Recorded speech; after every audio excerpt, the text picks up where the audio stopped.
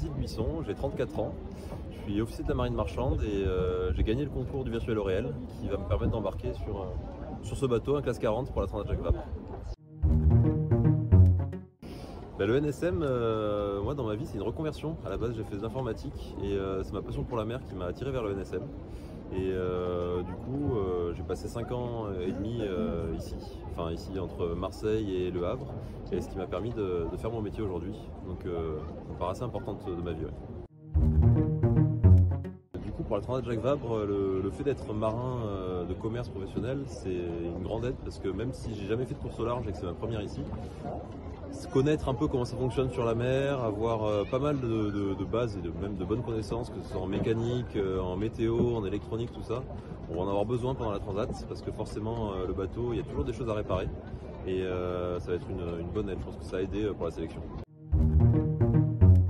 Et quelques jours du départ, ça va plutôt bien. Le bateau est presque prêt, on n'a plus grand chose à faire.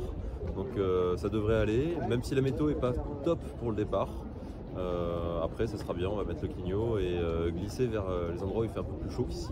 Je vais parler du côté virtuel parce que pour l'instant c'est uniquement comme ça que je l'ai faite, mais je pense que ça va être de bien jouer avec les éléments météo, réussir à préserver un peu le bateau au début où ça va cogner fort, et puis après glisser le plus vite possible dans les latitudes proches de l'équateur et choper les alizés et après glisser jusqu'au bout, jusqu'à Martinique.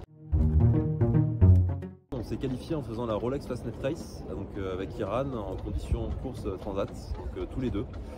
Il y a eu des très grosses conditions, il y avait 400 bateaux au départ, il y en avait 160 qui ont abandonné la course, dont un naufrage, plusieurs dématages.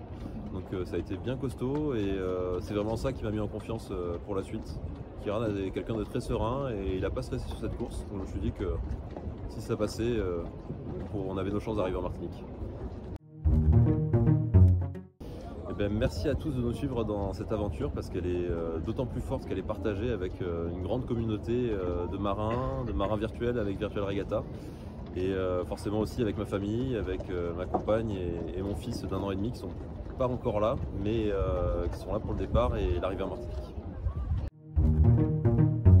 Du coup pour la course en ligne, je pense que le gros de la différence va se faire sur la descente vers le Cap Vert.